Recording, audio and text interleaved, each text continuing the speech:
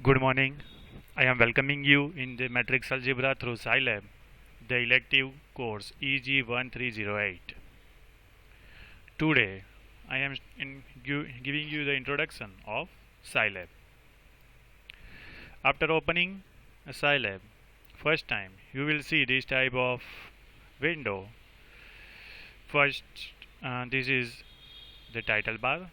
This is the menu bar. In that you can get file menu, edit menu, control, applications and help menu. This is called file browser. This is called SciLab console. This is called variable browser. This is called command history, and this is a newsfeed. Here you are having these shortcuts available, and from this you can launch SciNotes. So here is the SciNote window.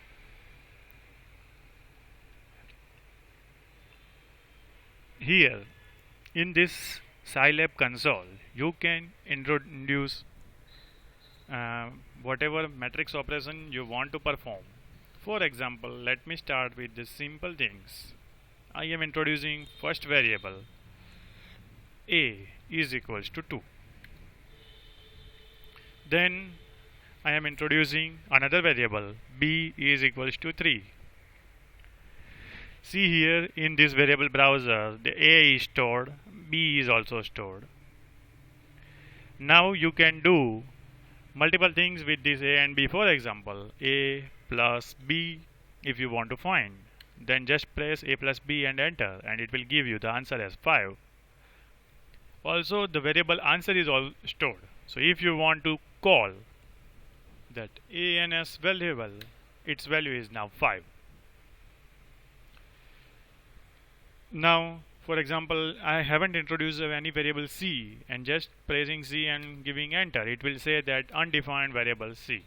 So if any of the variable is not defined, it will give you this type of errors. Okay, if you want to multiply the variable b with 2, so you can press 2 star b and just press enter, and you will get the answer 6.